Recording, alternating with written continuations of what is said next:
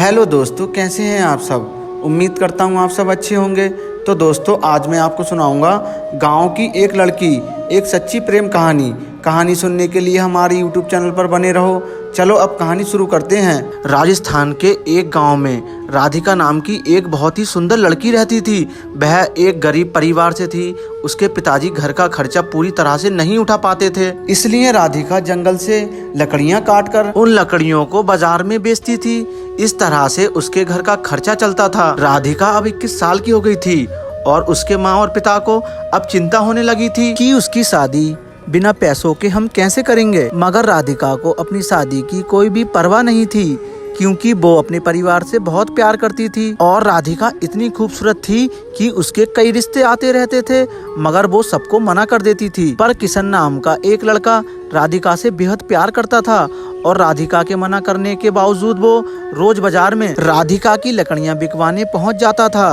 राधिका किशन से प्यार नहीं करती थी, क्योंकि शायद राधिका को किशन के प्यार पर भरोसा नहीं था। किशन भी एक गरीब परिवार का ही लड़का था। उसके पिताजी बाजार में सब्जी की रेहड़ी लगाते थे, लेकिन शायद किशन के पिताजी को मालूम था कि वो राधिका से बेहद प्यार करता है, क्योंकि उनका लड़का किशन अपने पिता को यह कहकर राधिका की लकड़ियां बिकवाने चला जाता था कि पिताजी, राधिका का परिवार हमसे भी ज्यादा गरीब है, इसलिए मैं उसकी लकड़ियां बिकवाने चला जाता हूँ। लेकिन किशन के पिताजी को उसकी यह बात अच्छी लगती थी कि वो एक गरीब लड़की की सहायता करता है, लेकिन राधिका को किशन के साथ लकड़ियां बिकवाना बिल्कुल अच्छा नहीं लगता था। और एक दिन राधिका ने किशन के पिताजी से उसकी शिकायत ही कर दी और उसके पिताजी से ये कहा कि किशन उसके जबरदस्ती ही चेप हो जाता है और उसे यह कह दीजिए कि आज के बाद मेरी लकड़ियां बिकवाने मेरे साथ ना आए और मुझे इसकी सहायता की बिल्कुल भी जरूरत नहीं है। यह कहकर राधिका वहाँ से चली जाती है। राधिका की यह बात सुनकर किशन बहुत ही उदास हो जाता है और वो अपने कमरे में चला जाता है। अगले दिन जब राधिका बाजार में लकड़ियां बेचने गई तो किशन उसके पास लकड़ियां बिकवाने नहीं गया और उस दिन राधिका की लकड़ियां बहुत ही कम बिकी थीं और बहुत सारी लकड़ियां बच गई थीं। अब राधिका को बहुत देर हो गई थी, मगर उसकी लकड़ियां नहीं बिक रही थीं। तब उसने सोचा कि आज तो बहुत कम लकड़ियां बिकी हैं और घर का खर्च कैसे चलेगा। यह सोचकर वो घर चली जाती है। राधिका जब घर पहुंचती है तो वो क्या देखती है कि उसके पिताजी की तबीयत बहुत ज्यादा खराब थी और उसकी माँ रो रही थी और रोते रोते कह रही थी कि बेटी, अपने पिताजी को जल्दी अस्पताल ले चलो। मैं बहुत ही देर से तुम्हारा ही इंतजार कर रही थी। जल्दी से किसी तांगे वाले को बुलाकर लाओ ताकि तुम्हारे पिताजी को जल्दी अस्पताल लेकर चलें। लेकिन अब बहुत ही रात हो गई थी और रात में एक भी तांगे वाला नहीं खड़ा था। राधिका अब बहुत ही परेशान हो गई थी, मगर उसे कोई भी रास्ता नहीं दिख रहा था। तभी उसे किशन की याद आई और वो दौड़ी दौड़ी किशन के घर पहुंची।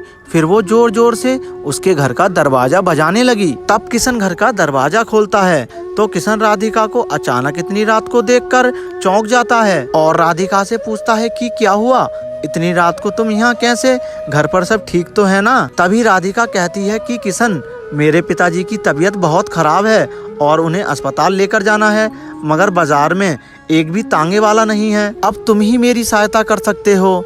तभी किशन चुपचाप अपने पिताजी की सब्जी की रेहड़ी निकाल लेता है और रेहड़ी के साथ अपने एक दोस्त को भी राधिका के पिताजी की सहायता के लिए बुला लेता है और जल्दी से राधिका के पिताजी को किशन और उसका दोस्त रेहड़ी पर लिटाकर जल्दी से अस्पताल ले जाते हैं और अस्पताल ले जाकर जल्दी से उनका इलाज करवाते हैं। और 1-2 घंटे में राधिका के पिताजी का इलाज हो गया और डॉक्टर ने कहा कि अब ये ठीक हैं, बस कुछ दवाइयाँ मैंने लिख दी हैं, बगल वाले मेडिकल से ले लेना और यह दवाइयाँ अब इन्हें जिंदगी भर खानी होंगी।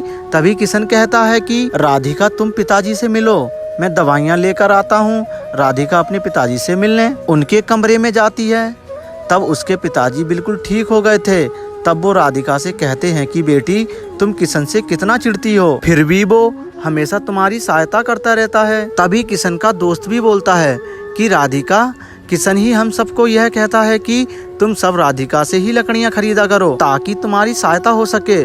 और राधिका, मैं तुम्हें यह भी बताना चाहता हूँ कि किशन बहुत ही अच्छा लड़का है और तुम हो कि किशन के घर पर जाकर उसकी बेइज्जती कर दी। तब राधिका को विश्वास हो जाता है कि किशन बहुत ही अच्छा लड़का है।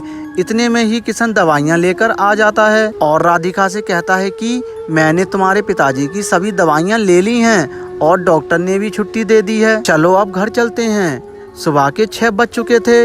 हॉस्पिटल के बाहर ही तांगे वाला खड़ा हुआ था। किशन ने अपने दोस्तों से कहा कि तुम रेडी घर पहुंचा देना, मैं तांगे से राधिका के पिताजी को घर छोड़कर आता हूँ। राधिका किशन से बहुत खुश थी कि किशन मेरी कितनी सहायता कर रहा है। इतने में वो सब घर पहुंच जाते हैं और किशन तांगे वाले को किराया देकर पिताजी को घर छोड़ देता है। तभी किशन जाने लगता है तो राधिका उसे बाहर रोककर उसका हाथ पकड़कर उससे माफी मांगती है और यह कहती है कि किशन, कल से तुम मेरी लकड़ियां बिकवाने आ जाना, क्योंकि अब तुम्हारे बिना मेरा लकड़ियां बेचने का बिल्कुल भी मन नहीं करता। और हाँ, क्या शादी के बाद भी तुम मुझे बाजार में लकड़ियां बेचने भेजोगे?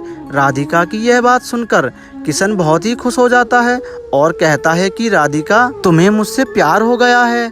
यह कहीं मैं सपना तो नहीं देख रहा हूँ, मगर ये हुआ कैसे? तब राधिका कहती है कि किशन, तुमने मेरा दिल जीत लिया। एक दिन था कि जब मैं दुनिया के सभी लड़कों से बहुत नफरत करती थी, मगर आज मुझे पहली बार तुमसे बेहद प्यार हो गया है।